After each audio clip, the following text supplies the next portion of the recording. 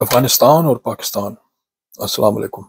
یہ ویڈیو تھوڑی لمبی ہو سکتی ہے، آپ سے صبر کی استدعا ہے اور پوری ویڈیو دیکھیے گا۔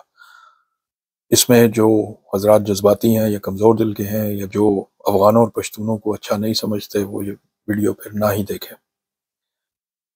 افغانستان اور پاکستان کا ساتھ بہت پرانا ہے۔ گو جب کہ پاکستان آزاد ہوا تب کی افغان حکومت نے پاکستان کو تسلیم نہیں کیا، لیکن یہ سیاسی کھیل تھا، اس سے افغان عوام کا کوئی تعلق نہیں تھا۔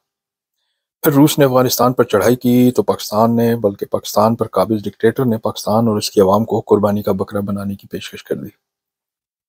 اس کے بعد سیاستدانوں اور جرنیلوں نے مل کر ڈالر بنائے اور پاکستانیوں کو اسلام اور جہاد کا چورن بیچا اور خوب بیچا۔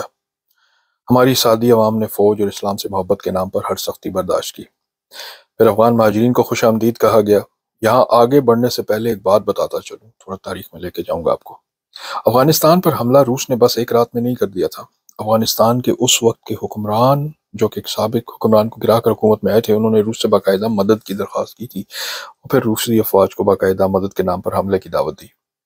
میرا اصل نقطہ یہ نہیں ہے، یہ تاریخ میں پھر کبھی بیان کروں گا، جو اپنے آپ میں ایک کہانی ہے۔ اصل مقصد یہ سب تمہید باندھنے کی یہ ہے کہ یہ حملہ بہت پہلے اور بہت کم عرصے میں ناکام بنایا جا سکتا تھا۔ روسی افواج کو دریائے آمو کے پار ہی روکا جا سکتا تھا، جو کہ شروع میں وہاں کے مقامی قبائل نے اپنے کم وسائل اور قدیم اسلحے کے باوجود روسی افواج کو اچھا خاصا ٹف ٹائم دیا، لیکن یہ کتنا عرصہ چلتا؟ روسی اسلحہ، فوج اور ٹینکوں کے آگے ایک ایک کر کے یہ سب شہید ہوتے گئے۔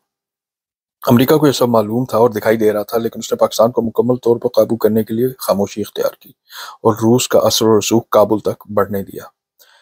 پھر پاکستان سے پروگرام طے ہوا، لیکن پاکستان کی اسٹیبلشمنٹ کی چالاکی یہ تھی کہ ڈالر کمانے کے لیے لمبی اننگ کھیلنے کا فیصلہ کیا گیا تھا۔ پھر کئی لوگوں کے اکاؤنٹ ڈالروں سے بھرنا شروع ہوئے، مجاہدین اور مہاجرین کے نام پر امداد کھائی گئی، لیکن مہاجرین کی حالت ویسی کی ویسی رہی، ان کے کیمپ ویسے کے ویسے ہی رہے۔ یہاں ان مہاجرین نے سخت محنت کی، اس ملک کی معاشی زندگی کا حصہ بنے، اپنی محنت کے بل بوتے پر اس معاشرے کا جیتا جاگتا حصہ بنے، چاہے ردی جمع کرنا ہو، مزدوری ہو، سڑکیں پہاڑ کھودنا ہو، ہر سخت سے سخت کام میں افغان اور پشتون آگے تھے۔ پھر ان میں سے کئی لوگ اپنی محنت سے کاروبار شروع کرنے میں کامیاب ہوئے، اور اب دیکھ لیجئے کہ کئی پلازے ملک کے بڑے شہروں میں افغان اور پشتون بھائیوں کے ہیں، چاہے کپڑے کا کاروبار ہو، گاڑیوں کے پارٹس یا کچھ بھی ہو، کئی قسم کے کاروبار ہیں ان لوگوں کے یہاں۔ ان کی یہاں رشتہ داری ہے، بچوں کی پیدائش یہاں ہوئی، کام، کاروبار، یار دوست سب یہاں ہیں، خصوصاً کے پی کے میں، ایجنسیوں میں، جہاں ایک بھائی بارڈر کے اگر اس طرف رہتا ہے تو دوسرا بارڈر کے اس پار۔ ان لوگوں کو اب آپ ایک دم سے اکٹھا کر کے اٹھا کے گھر سے بے گھر کرنے میں لگے۔ جب اپنی ضرورت تھی تب تو ان کے جعلی ووٹ بھی بنوائے اور خوب زور لگایا کہ کسی طرح بے نظیر کے مقابلے میں آئی جے آئی کو جتوا دیا جائے، لیکن وہ کسی کام نہ آیا۔ لیکن جب مطلب نکل گیا تو اب اس حرکت پر اتر آئے۔ کچھ لوگ یہ بھونڈی تعویل دیتے ہیں کہ ان کی وجہ سے چوری اور سمگلنگ ہوتی ہے، تو جناب یہ معاشرے اور قومیت میں ہر بندہ کرتا ہے۔ کیا پنجاب میں چوری اور سمگلنگ نہیں ہوتی؟ سندھ کے بھی، کے بلوچستان، آزاد کشمیر، گلگت بلتستان میں بھی تو اس کا ارتکاب ہوتا ہے۔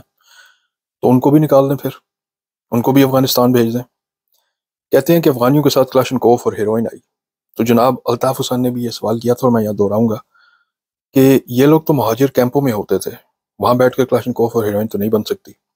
ہیروئن اور کلاشنکوف افغانستان سے چلتی تھی، اور وہ سب چیک پوسٹیں جو رستے میں آتی ہیں، جس میں پہلے فوج اور ایف سی کی آتی تھی اور پھر پولیس کی، وہاں سے وہ کیسے نکل جاتی تھی؟ جناب بات بہت لمبی ہو رہی ہے، ورنہ میں اس موضوع پر گھنٹوں بات کر سکتا ہوں، لیکن صرف اتنا کہنا چاہوں گا کہ ہمارے جو افغان ہیں یہ ہمارے بھائی اور ہمارے ہمسائے ہیں۔ ہماری تاریخ بہت پرانی ہے اور ہماری یاری بہت پرانی ہے۔ ہم دونوں نے مل کر روس کو شکست دی اور ایک دوسرے کی شخصی اور مالی مدد جیسی بھی ہو سکی، جہاں بھی ہو سکی کی، ہر اچھے اور برے وقت میں ایک دوسرے کے کام آئے۔ تو صرف اس لیے کہ انگریزوں کے کتے نے لانے والوں کو ان کے آقاؤں نے حکم دیا کہ افغانستان سے تعلقات بگاڑو، ان سے جنگ چھیڑو، اور یہ ان کے قدموں میں لوٹ پوٹ ہو رہے ہیں اور دمیں ہلا رہے ہیں۔ افغان اور پشتون کبھی کسی سے نہیں ہارے، یہ یاد رکھیے گا، چاہے وہ تاج برطانیہ ہو، روس ہو یا حال ہی میں امریکہ ہو۔ آپ کس کھیت کی مولی ہیں؟ یہ میں ایک جینوئن بات کر رہا ہوں آپ کو۔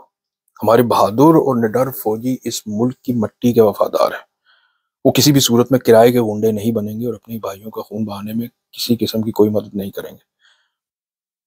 لیکن کچھ بکاؤ جرنیل ہیں جو ان کے خون کے عوض اپنی جیبیں بھرنے کی تیاری میں ہیں۔ میری تو یہی دعا ہے کہ اللہ پاکستان کی حفاظت کرے، کیونکہ ہر طرف سے ملک دشمن اس ملک پہ ٹوٹ پڑے ہیں، ہمیں آپس میں بھی لڑانے، ہمارے ہمسایوں سے لڑانے اور ہمارے دشمنوں کے ناخن ہم پر تیز کرنے میں، ان کی مدد کرنے میں لگے ہوئے ہیں۔ کاش کہ ہم سمجھ سکیں اور کاش کہ ہمارے حکمرانوں کو سمجھ آ سکے۔ آپ سب کا اللہ حامی و ناصر ہو۔ پاکستان زندہ باد، پاک افواج پائندہ باد۔ اللہ حافظ۔